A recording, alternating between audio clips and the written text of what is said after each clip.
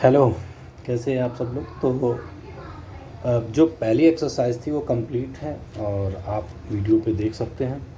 इससे पहले वाले वीडियो पे, इस वीडियो पे हम बात करेंगे एंगल्स के बारे में। देखिए एंगल्स क्या होता है। जब दो रे आपस में मिलती हैं किसी एक पॉइंट पे, when two rays meet in a common point they form a ray, तब वो क्या बनाते हैं, रे बनाते हैं। मैंने माना कि ये एक पॉइंट है सी और ये बी है और ये ए है। तो आप देखोगे कि ये बी जो है वो एक कॉमन पॉइंट है जिसमें दो रे आपस में मिल रही है। कौन कौन सी? एक रे बी सी मिल रही है और एक रे आपकी बी ए मिल रही है। दोनों रे आपको एक कॉमन पॉइंट यानी इस बी पे जब आप उसको मिलाते हो, ये दोनों पास पास आएंगे तो ये बी पॉइंट पे मिल रही है। तो इसको हम लोग एंगल बोलते हैं जब ये फॉर्मेशन होता है। और कॉमन पॉइंट के बीच का जो गैप है ये हमारा एंगल है। अभी इसको डिनोट करने के लिए हम एंगल, सपोज दैट इस तरीके से एक एंगल बनाएंगे, उसका नाम देंगे तो वो आपका C B A.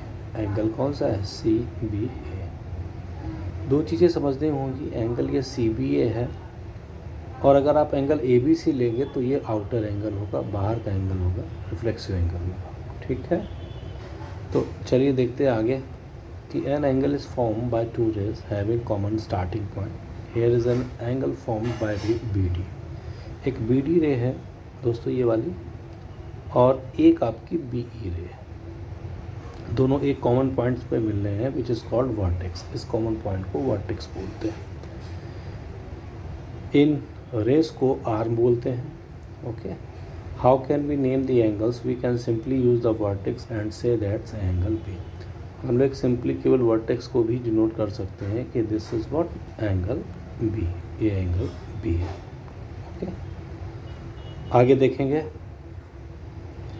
We use a point on each of the arms together with the vertex name of the angle. In this case, we name the angles as DB or angle EBD. The word angles can be replaced by the symbol angle. इस तरीके के symbol से आप angle को replace करते हैं, यानी ये जो सिंबल होता है वो एंगल का होता है।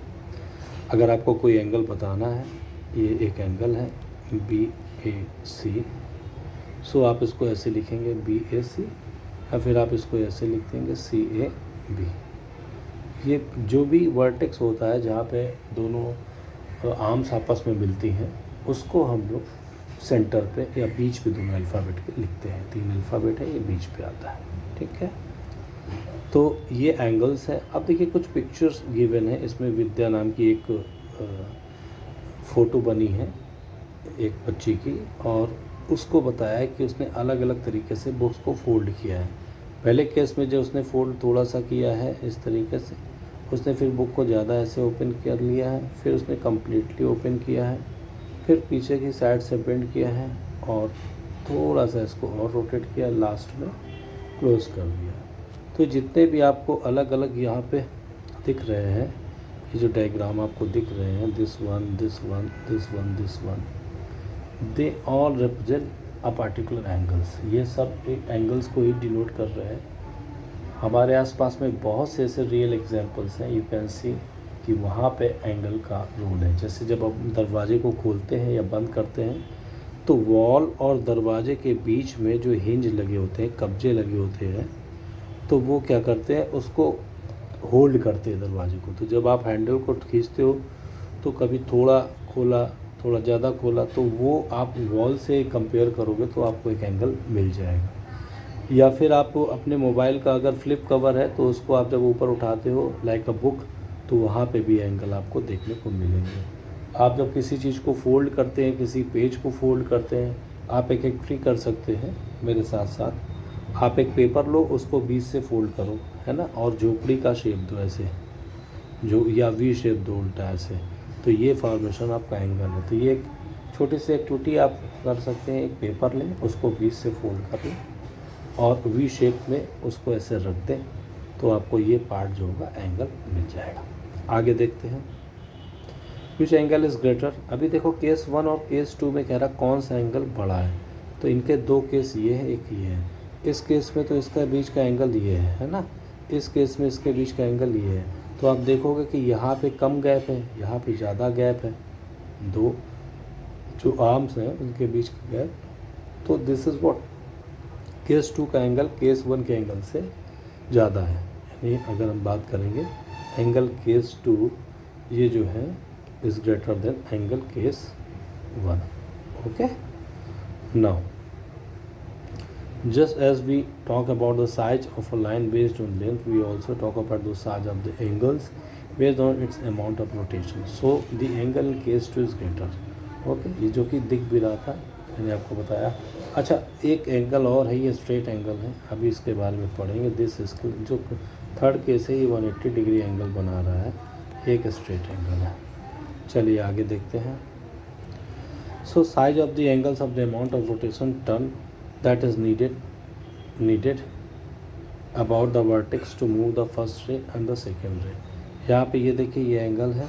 ओके, अगर आप इस वाले को साइड को उठा के आप नीचे डाउन करते हो, आप देखो डाउन करोगे तो आपको सपोज दैट जब आप इसको ऐसे डाउन करोगे, मेरी बातों को समझिएगा, ऐसे डाउन कर रहे हैं, डाउन करने पे आप देखेंगे कि कुछ आपको इस तरीके से ये ऐसे ये वाली जो रे है ऊपर वाली वो आपको याद दिखेगी। इट मीन्स व्हाट, आपने ये जो एंगल है ये छोटा कर दिया। अगर आप इसको अप करोगे यानी अगर ऊपर की ओर इसको धक्का दोगे यानी ऊपर की ओर इसको बढ़ाओगे तो आप देखोगे कि ये जो एंगल है इस वाले एंगल से बड़ा हो गया। इट मीन्स अगर आप एक लाइन को बेंड करते हैं टूवर्ड्स दूसरी लाइन की तरफ तो एंगल छोटा होता है।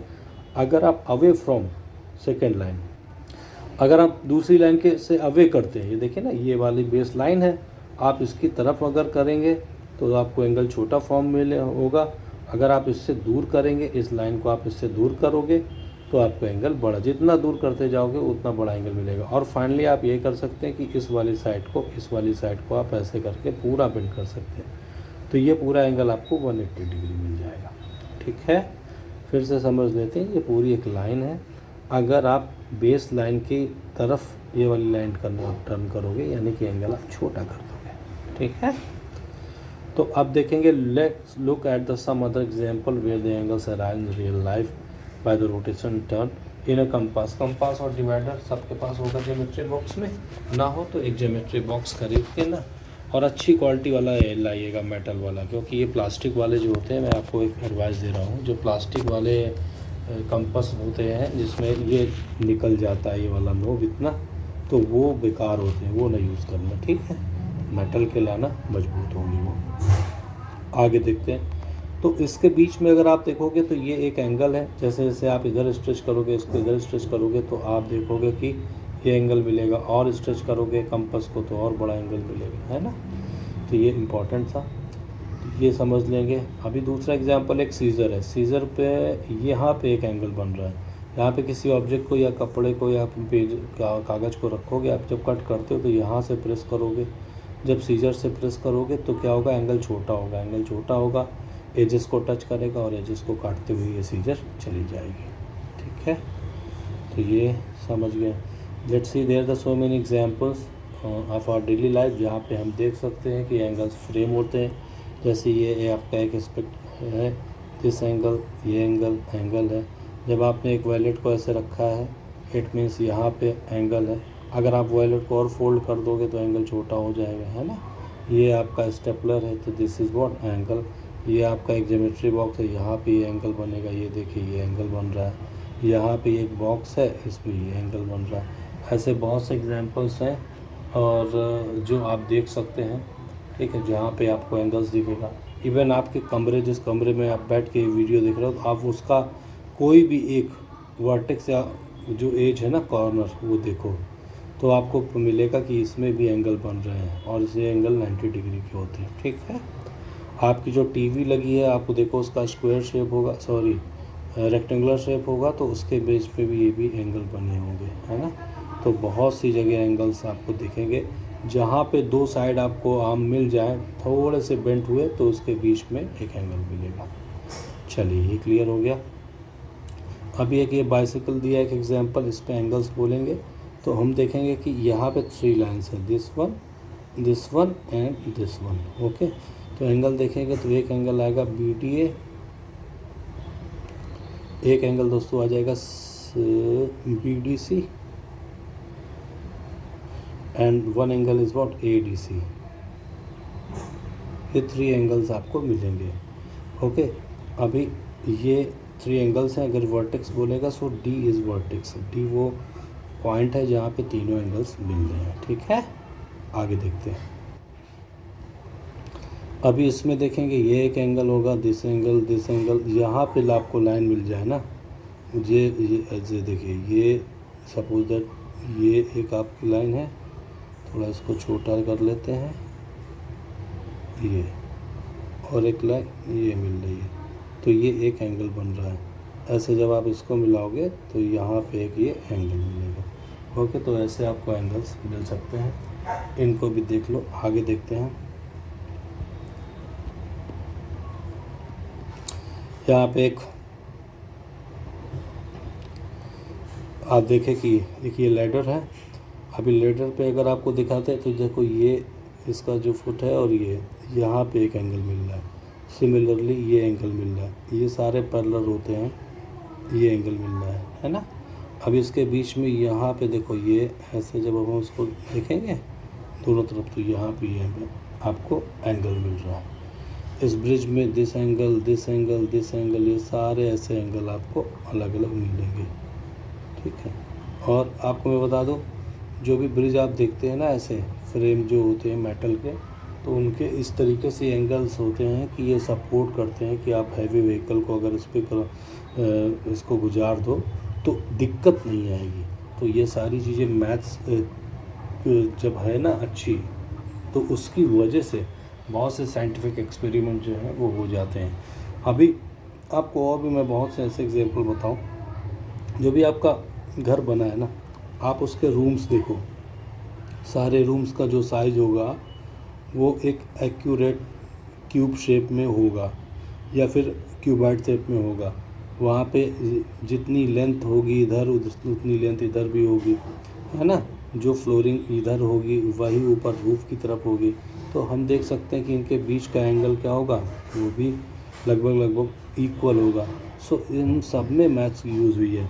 जो स्टेयर्स बने हैं, जो आपके यहाँ जीने बने हैं, वो जीने भी जो आप कैसे बने हैं उनमें भी एंगल्स यूज़ होते हैं। आपने देखा होगा जो हाईवे होते हैं उसमें ओवर ब्रिज जो आते हैं, तो ओवर ब्रिज को अगर आप देखो तो इस तरीके से, जैसे ये रोड है, ओके, इस तरीके से रोड है, फिर ये रोड से देखो इस तरीके से धीरे धीरे ऊपर चढ़ते हैं, फिर ये ओवर ब्रिज होता है, फिर ये ऐसे क्या होता है नीचे की तरफ डाउन जाता है। तो यहाँ पे भी देखिए एंगल होता है। अगर ये सीधे सीधे ऐसे खड़ा ब्रिज बना देंगे तो उसकी जो स्ट्रेंथ होगी वो भी कम होगी, और जब व्हीकल को चढ़ने में प्रॉब्लम होगी क्योंकि उस पर ग्रेविटी ज़्यादा लगेगी। वो बात की बात है, आप समझ लो कि यहाँ पे भी एंगल का यूज़ होता है ना। तो explain why APC can not be labelled as P। APC कहाँ पे है, अच्छा यहाँ है, हाँ। There is a diagram, sorry 2 question है। पहले draw and label an angle with arm ST and SR। तो देखिए एक क्वेश्चन नंबर 2 को अगर आप देखोगे ना, तो आपको एक ST SR, तो आपने क्या किया, इस तरीके से एक एंगल स्केल की हेल्प से बनाना। ओके, यहाँ पे कॉमन पॉइंट S लिखना, क्योंकि दोनों में S है। जब दोनों में S होगा तो जो दोनों में होगा या तीनों में साइड में होगा उसको हम लोग कॉमन पॉइंट मानते हैं, ये वर्टेक्स हो जाएगा। ST यहाँ पे आप T लिख दो, SR यहाँ पे आप R लिख दो। तो देखो एक ये आपका ST आर्म हो गई और एक आपकी ये SR आर्म हो गई, ये दोनों आर्म भी हो गई और यहाँ पे हमारा एंगल भी बन गया। तो एंगल का नाम हो गया TSR। ठीक है, आई होप क्लियर हो रहा होगा। आगे चलिए बताते हैं आपको। आगे देखते हैं अब हम कि ये थर्ड वाले में जैसा गिवन है कि explain why APC can not be labelled as P। ठीक है, तो APC आप देखो ना, ये APC ये पूरा एक एंगल है, दिस पार्ट। ओके, अब since B is also arm, okay, in between the both, अब ये बिटवीन है, वो देखना पड़ेगा मेज़र करके। तो यहाँ से 2 एंगल आपके और निकल रहे हैं, एक AP भी निकल रहा है, एक APB and second angle is what CPB and next angle जो बड़ा एंगल है वो आपको एक APB मिल रहा है। अब आप मुझे बताओ, APB एक बड़ा एंगल है which can be written as a P, जिसको आप P एंगल लिख रहे हो, है ना। अब अगर आप APB को P लिखोगे, एक मिनट, APB और APB, CPB and last is APC। हाँ, अब मुझे बताओ, अगर आप APC को एंगल P लिखोगे तो फिर इसको भी तो इस तरीके से यह भी तो P हो जाएगा और ये भी P होगा। अब जब सब P होंगे तो ये तो बहुत बड़ा एंगल है ना। तो ये जब बड़ा एंगल है तो आप इसको भी P लिखोगे, इसको भी P लिखोगे, तो ये पॉसिबल है कि एक बड़ा एंगल एक छोटा एंगल बराबर हो। अगर एक बड़ा एंगल मतलब अगर दोनों एंगल बड़े हैं, इट मीन्स दैट अगर आप ये पूरी लाइन हटा दो, ये वाली लाइन हटा दो, मतलब अगर मैं इस तरीके से डायग्राम बनाऊं और यहाँ पे A लिखूँ, P लिखूँ, C लिखूँ, अब इसको आप APC भी लिख सकते हो, CPA भी लिख सकते हो और P भी लिख सकते हो, क्योंकि ये एक ही एंगल है। बट यहाँ पे आप देखो, यहाँ पे हौच पौच हटा दे तो देखें कि एक यहाँ पे आपका ये एंगल एक है जिसका नाम है APC। सो APC को आप दोस्तों ये एंगल APB नहीं लिख सकते हैं, क्योंकि APC एक बड़ा एंगल है और APB छोटा एंगल है। APC is greater than APB, है ना। तो कन्फ्यूज़न हो जाएगा, अगर आप इसको भी P लिखोगे, इसको भी P लिखोगे तो ये तो सेम एंगल डिनोट करेंगे, इसलिए इसको नहीं लिख सकते। चलिए, ये हो गया। Name the angles marks in given figure, इसके एंगल का नाम लिखना है। तो आप इस एंगल को, बड़े वाले को अगर आप देखो तो PTR angle, PTR, and next is what, QTR, this is what, angle QTR। तो दोनों एंगल हो गए। क्या कोई और एंगल भी है? PTR है, QTR है, एक एंगल आपको ये वाला भी मिल रहा है ना, तो एंगल इसको PTQ, सॉरी यहाँ पे PTQ, एक ये, तो तीन एंगल्स इसमें मिल रहे हैं। क्या कोई और भी है? नहीं, ये तीन एंगल इसमें मिल रहे हैं। आगे देखेंगे, marks any 3 point on your paper that are not on line. अच्छा, कोई नहीं, लाइन पे नहीं है तो 3 ऐसे पॉइंट हमने मार्क कर लिए थे, लाइन पे ना होने चाहिए, है ना, सेम लाइन पे। यानी कि अगर कहते हुआ कि लाइन पे है तो कंडीशन ये बनती है, ये तीनों एक ही लाइन पे, आप ऐसे मिलाओगे तो तीनों पॉइंट आप देखो एक ही लाइन पे मिल रहे हैं। बट इसमें अगर आप मिलाने की कोशिश करोगे तो दो तो एक पॉइंट पे मिल जाएंगे, लेकिन तीसरा नहीं मिलेगा। अब आप अगर इधर से मिलाओगे ना ऐसे, तो ये देखिए, ये 2 पॉइंट तो आप मिला दोगे, बट आप इसी लाइन से इस तीसरे पॉइंट को नहीं मिला सकते हैं। ओके, तो ये आपको याद रखना है कि आपको पॉइंट ऐसे बनाना है जो अलग अलग हो। चलिए आगे देखते हैं। तो are not on line, label them ABC, इनको आप नाम दे दो ABC, नाम दे दिया अभी। आगे draw all possible line going through the pair of these points, in point से जितनी भी पॉसिबल लाइन है उनको हमें क्या करना है, निकाल देना है। ठीक है, निकल गया पॉइंट। आप यहाँ पे मान लो, चलो कोई ना, थोड़ा छोटा पॉइंट मिलाते हैं इसको, ऐसे ऐसे ऐसे, हाँ जी। How many lines do you get, कितनी लाइन्स आ सकती हैं। Name then how many angles can you अच्छा, can you name using ABC, write them down and marks each them with a curve as the figure 2.9 देखते हैं दोस्तों। तो अगर आप इसको भी मिलाओगे ना, ये वाली शायद नहीं मिली थी, तो आप देखोगे कि अब आपको एंगल मिलेगा ABC, है ना। इसको ऐसे कर्व लाइन से, जैसे 2.9 में दी ना, 2.9 ऐसा है, ये कर्व है, ये सेकेंड कर्व ऐसे, थर्ड कर्व ऐसे। तो अगर आप देखो तो ये एक ट्रायंगल का शेप बन रहा है और यहाँ पे 3 एंगल्स आपको मिल रहे हैं। तो अब हमको बताना है, name them how many angles can you name using ABC। By using ABC we frame 3 angles, angle A, angle B, angle C। अभी एंगल जो A है, you can write it, angle A को आप एंगल BAC भी लिख सकते हैं।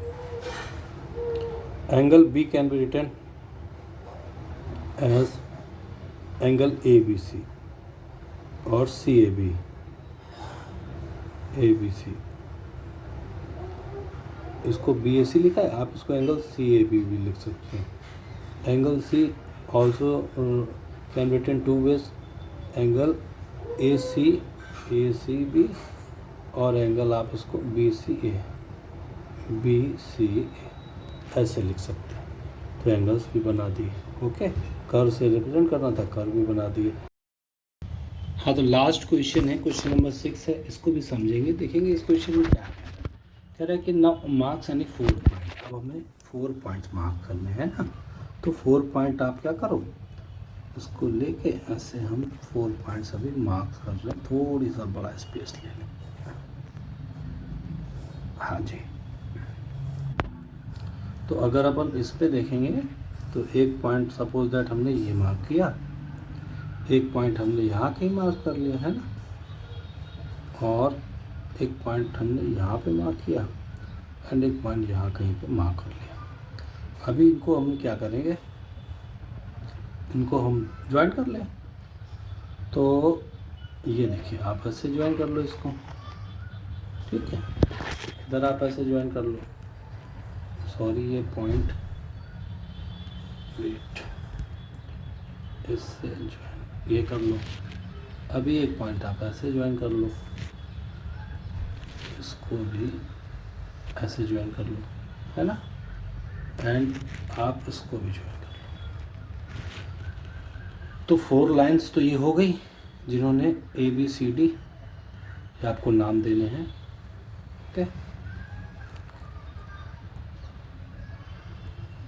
ओह sorry, again we need to draw 1 2 3 4, इनको नाम दे ए बी सी और डी। इनको ज्वाइन कर लो, ज्वाइन कर लो, ज्वाइन कर लो, ज्वाइन कर लो, ज्वाइन हो, ठीक है। थोड़ा आप एक्सटेंड कर सकते हो, जैसे अभी पहले मैंने अभी किया। अब क्या करो, इनको डायगनली भी मिला दो, यानी कि पॉसिबल बोल रहा है ना, तो आप इसको ऐसे भी मिला दो, और आप इसको ऐसे भी मिला दो, है ना, मिल गए सारे। अभी आप देखेंगे कि कितने एंगल्स मिलेंगे। तो मैं ऐसे आपको बता दूं कि डायरेक्टली या कर लो, तो हम लोग करके बताते हैं, ऐसे डायरेक्टली नहीं बोलते। सबसे पहले एक एंगल आपको मिलेगा ए बी डी, काउंट करते जाना, है ना, कितने एंगल मिले। जो फर्स्ट एंगल मिलेगा आपको वो मिलेगा ए बी डी, ओके, यानी कि A. Second will be C A D, C A, देखो सी ए डी, यानी कि हमने ये वाला एंगल निकाला, एंगल 2 आएगा C A D. Next will be B A D, B ढूंढो का है, ये भी है ना, ये भी है, ये बी है, B A D, B A D ये पूरा एंगल होगा, है ना।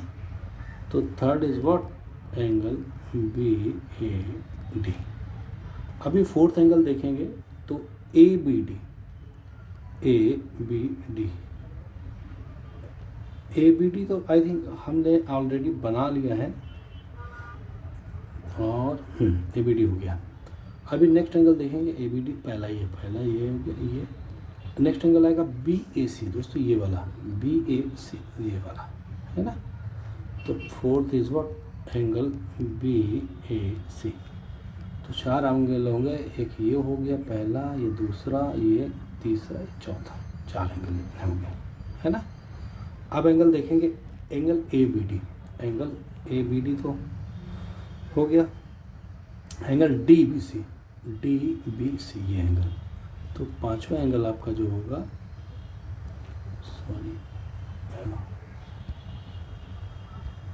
जो 5th एंगल होगा वो आपका होगा D B C, D B C. And जो 6th एंगल होगा वो A B C, A B C, A B C कहाँ होगा, ए बी सी, ये पूरा, ठीक है ना। नेक्स्ट एंगल बी सी है, नेक्स्ट एंगल जो 7th एंगल होगा, एंगल बी सी ए। अभी बी सी ए के बाद एंगल आपको मिल जाएगा ए सी डी, बी सी आपका हो गया बी सी ए, यानी कि ये एंगल हो गया।